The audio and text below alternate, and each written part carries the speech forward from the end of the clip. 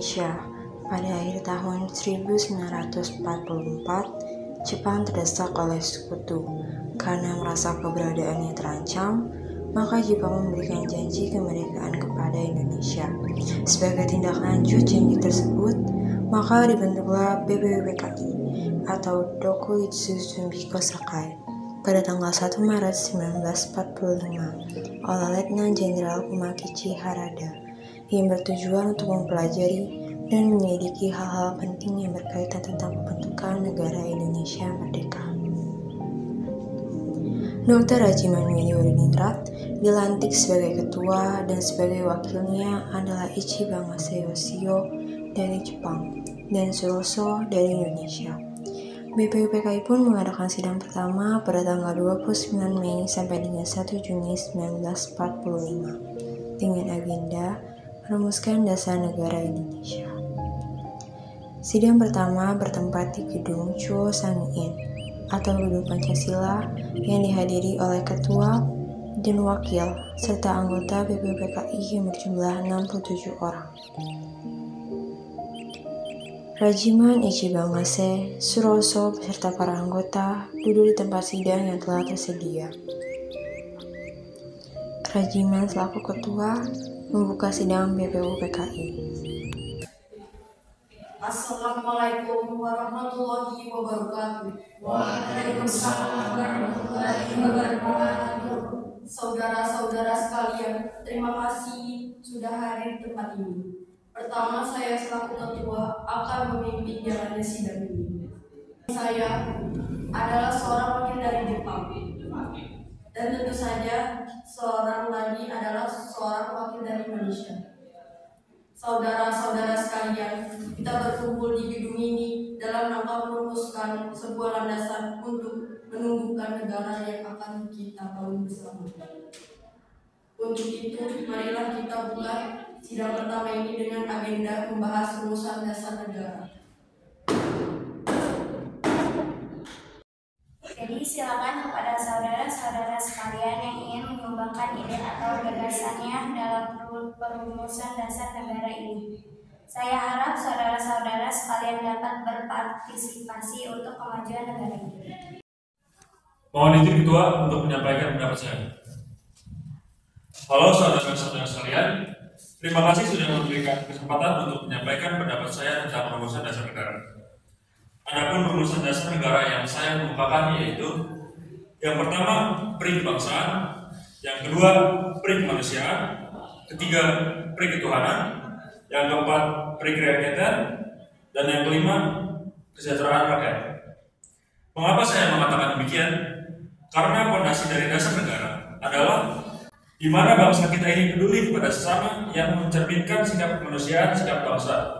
Kita pula yang memegang teguh toleransi dalam beragama, yang hal ini merupakan pencerminan dalam benih ketuhanan, dan juga terakhir kita ini merupakan rakyat yang suka kebersamaan, sehingga hal ini dapat mewujudkan kesejahteraan rakyat.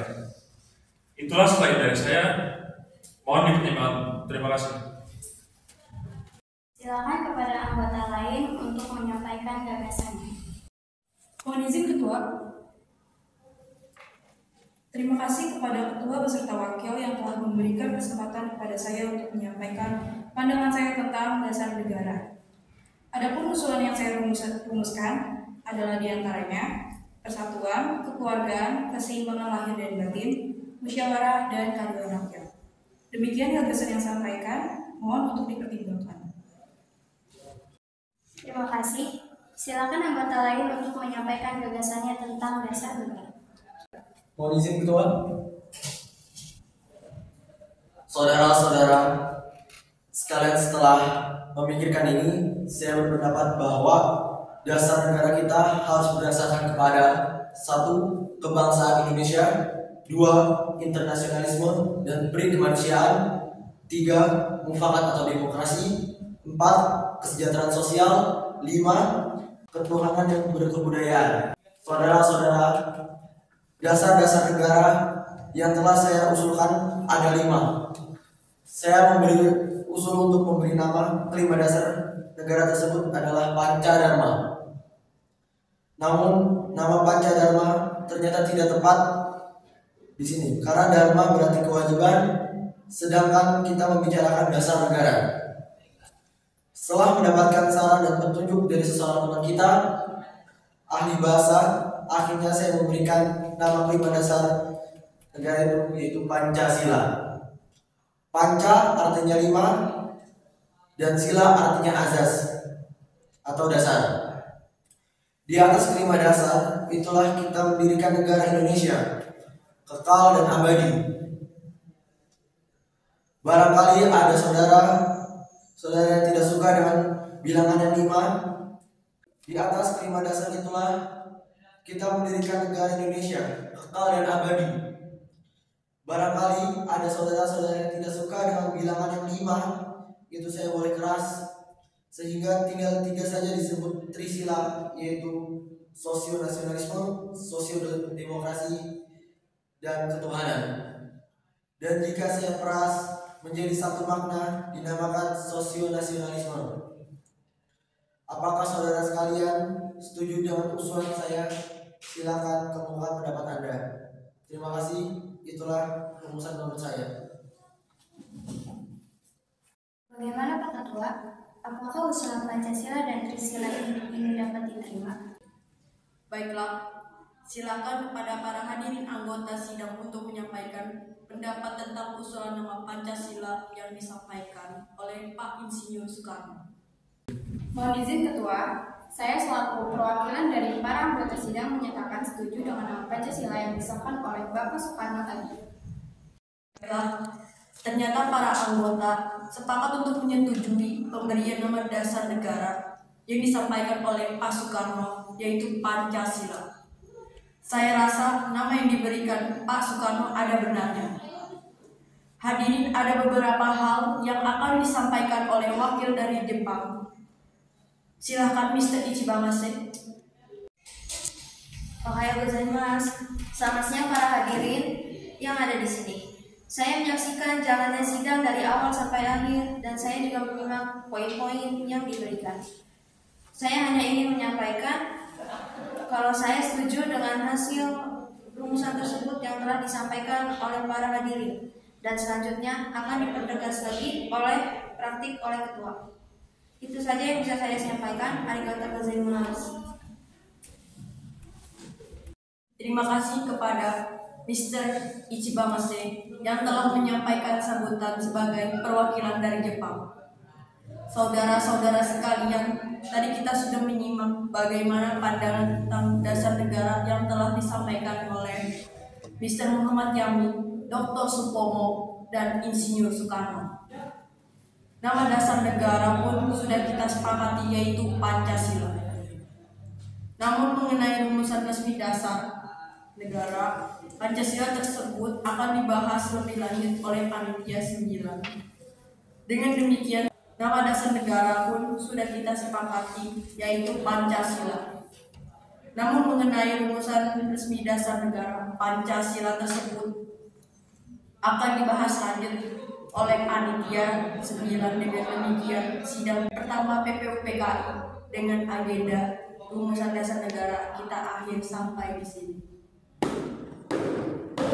Sidang BPUPKI pertama pada tanggal 29 Mei hingga 1 Juni tahun 1945 dengan agenda merumuskan dasar negara telah berakhir. Selanjutnya, dasar negara tersebut dibahas dalam sidang yang dilakukan oleh Panitia 9 dengan ketua dipilih yaitu Insinyur Soekarno yang anggotanya terdiri dari Dr. Muhammad Hatta, A.A. Maramis, Abdul Qadar Muzakir, Ahmad Subarjo, Mr. Muhammad Yamin, Haji Agus Salim, Kiai Haji Wahid Hashim, dan Abi Kusno Cokro Sujoso. Panitia 9 menghasilkan sebuah rumusan dasar negara yang terdapat dalam pembukaan Piagam Jakarta atau yang lebih dikenal dengan Jakarta Charter pada tanggal 10 hingga 17 Juli tahun 1945 atau saat 1 bulan sebelum dibacakannya teks proklamasi, diadakanlah sidang kedua oleh BPUPKI.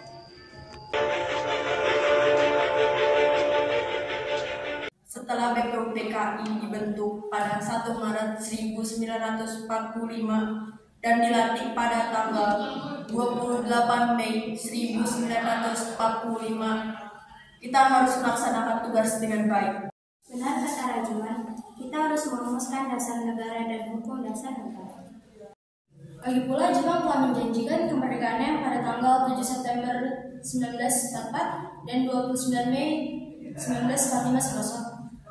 Dan Maramis, walaupun pada sidang 1 lalu Muhammad Yamin, Mr. Supomo, dan Insinyur Soekarno telah merumuskan dasar negara, kita tetap harus membuat keputusan akhir. Ya Suroso, usulan asas dasar negara kebangsaan Republik Indonesia oleh Yamin pada 29 Mei 1945, bagaimana isinya Muhammad Yamin? Ya begini Pak Soekarno. Yang pertama, pri kebangsaan. Yang kedua, pri kemanusiaan. Yang ketiga, pri ketuhanan.